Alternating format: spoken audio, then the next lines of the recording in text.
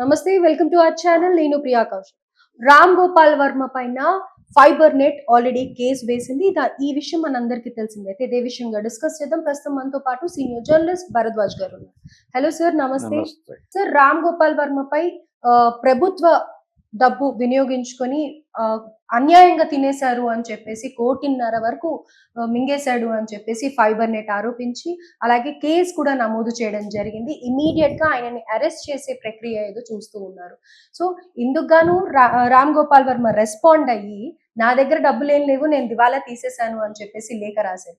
దీన్ని ఎలా చూడాలి అని అంటారు? అంటే డబ్బులు లేకపోతే అరెస్ట్ చేయరా, వాడేసుకుంటే అరెస్ట్ చేయరా? అంటే అరెస్ట్ చేయటం వేరండి. అరెస్ట్ చేయటం వేరు, కేసులు పెట్టారు ఇతని మీద. అంటే ఇక్కడ వర్మ గారి మీద చాలా కేసులు ఉన్నాయి, ఇది ఒకటే కాదు. అంటే ఈయన తీసినటువంటి వ్యూహం శబదం అంటే 2 సినిమాలు. ఈ 2 సినిమాలు కూడా వీళ్ళు ఏపీ ఫైబర్ నెట్కి ఇచ్చేశారు. అవి కారణం ఏంటంటే ఆ టైంలో ప్రభుత్వానికి అనుకూలంగా సినిమాలు తీశారు. ఆ టైంలో ప్రతిపక్షంగా ఉన్నటువంటి తెలుగుదేశం పార్టీని, జనసేనని టార్గెట్ చేస్తూ ఆ సినిమాల్లో కంటెంట్ ఉంది. అలాగే చంద్రబాబు నాయుడు గారిని పోలినటువంటి ఒక పాత్ర, పవన్ కళ్యాణ్ని పోలినటువంటి ఒక పాత్ర, ఇవన్నీ ఉన్నాయి. అయితే సెన్సార్ సర్టిఫికేట్లు వచ్చినాయి ఈ 2 సినిమాలకి. సెన్సార్ వాళ్ళు అభ్యంతరం చెప్పింది ఏంటంటే ఆ పేర్లు అవి కొంచెం మార్చండి అని చెప్పారు. అది మార్చారు వీళ్ళు. మార్చి ఫైనల్గా సెన్సార్కి వెళ్ళి సర్టిఫికేట్లు వచ్చే టైంకి ఎలక్షన్ దగ్గర పడిపోవడంతో ఒక సినిమా థియేటర్లో రిలీజ్ అయింది. వ్యూహం అనే సినిమా రిలీజ్ అయ్యి శపథం అనే సినిమా ఆగిపోయి దాన్ని ముందు ఫైబర్ నెట్లో పెట్టి ఆ తర్వాత దీన్ని నెమ్మదిగా దానిలోనే పెట్టారు. అప్పుడు గౌతమ్ రెడ్డి గారు దాని ఇన్ఛార్జిగా వ్యవహరించేవాడు.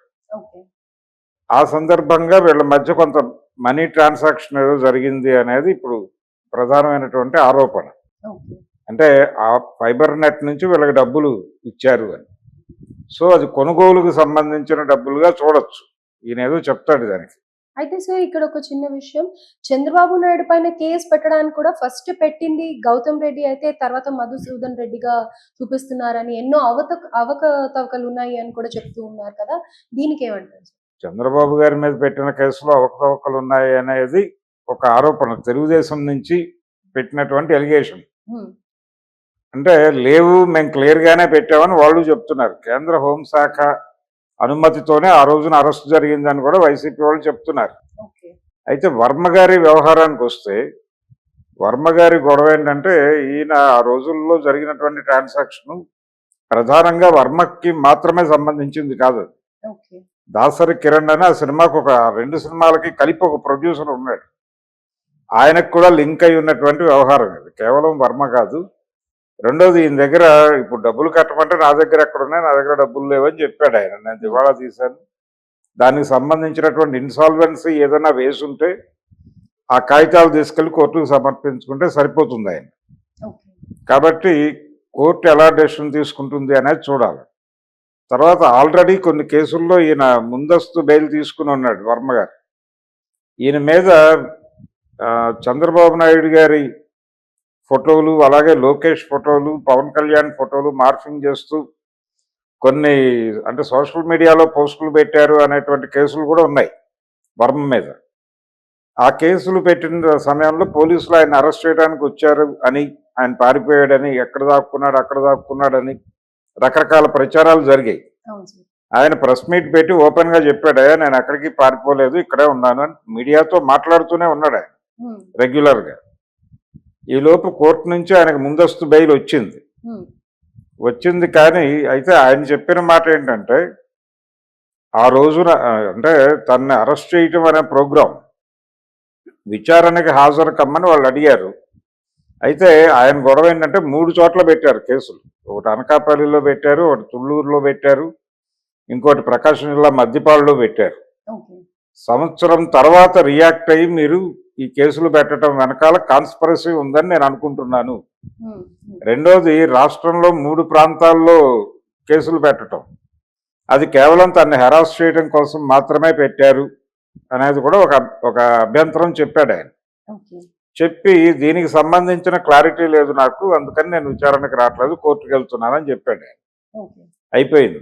అయిపోయిన తర్వాత ఇప్పుడు విచారణకు రావడానికి నాకు అభ్యంతరం ఏమీ లేదు అని చెప్పాడు. ఇప్పుడు మళ్ళీ నోటీసులు ఇచ్చారు. ఆయన విచారణకు వస్తాననే చెప్పాడు. రేపు విచారణకు వెళ్తాడు ఖచ్చితంగా. వెళ్ళి ఆ విచారణ సందర్భంగా నిజానికి ఆయన ఇలాంటి పొలిటికల్ సినిమాలు తీయటం అనేది ఒక రకంగా తప్పు చేశాను నేను, భవిష్యత్తులో అలాంటి తప్పు చేయను, తప్పు అంటే అలాంటి సినిమాలు తీయను అనేది ఎన్నికల రిజల్ట్ వచ్చిన వెంటనే ఓ మాట అనేసాడు ఆయన.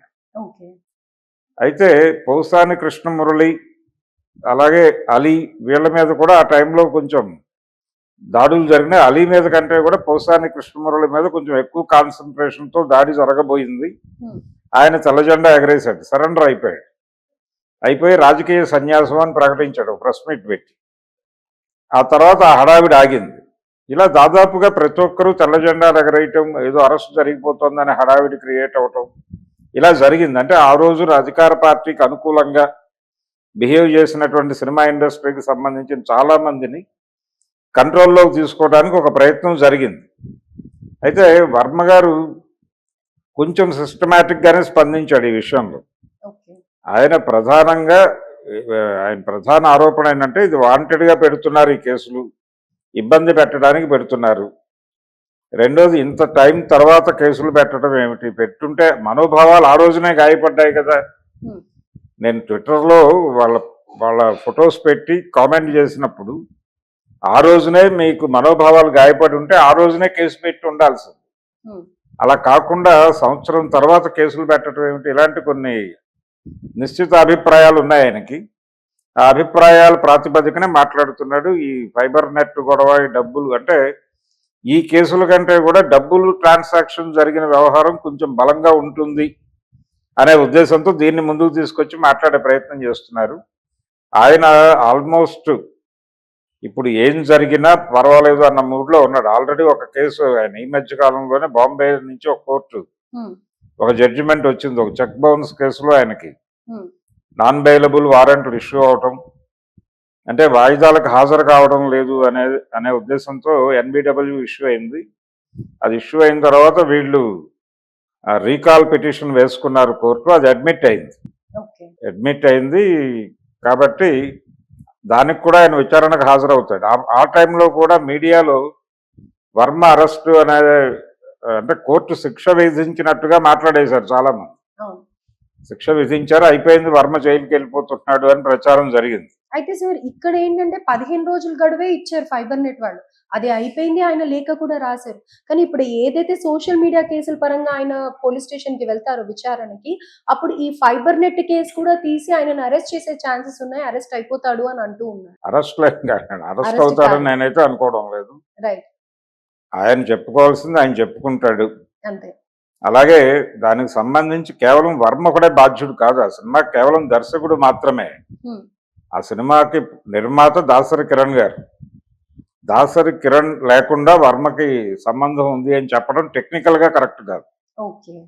అందుకని ఒకవేళ ఫైబర్ నెట్కి సినిమాలు ఇచ్చినప్పటికీ ఆ ట్రాన్సాక్షన్ ఫైబర్ నెట్కి అలాగే దాసరి కిరణ్కి మధ్య జరిగి ఉంటుంది. దానిలో వర్మ ఇన్వాల్వ్ అయి ఉండే అవకాశం తక్కువ. అదే చెప్పుకుంటాడు ఆయన.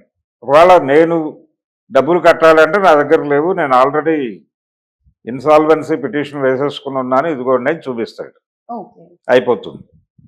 అయితే విచారణకు హాజరవటము, ఒకవేళ కోర్టుకు ప్రొసీడ్ అయితే వాయిదాలకు హాజరు కావటం, అనివార్యంగా వాయిదాలకు హాజరు కావాల్సి ఉంటుంది. హాజరు కాకపోతే ఏం జరుగుతుందో కూడా తెలుసు ఆయనకి. మళ్ళీ నాన్ బెయిలబుల్ వారెంట్ ఇష్యూ చేస్తాడు, తీసుకెళ్ళి లోపల కూర్చోబెడతారు. ఈ గొడవ కంటే కూడా వాయిదాలకి ఒక 2 వాయిదాలు ఎగ్గొట్టినా కానీ 3వ వాయిదాకైనా వెళ్ళి హాజరైతే సరిపోతుంది. తొందరగా కేసులు తెముల్చుకుని బయటపడిపోవాలనే మూడ్ లో ఉన్నాడు ఆయన. సో ఎందుకన్నా అరెస్ట్ అయితే అవ్వరు, డెఫినెట్ గా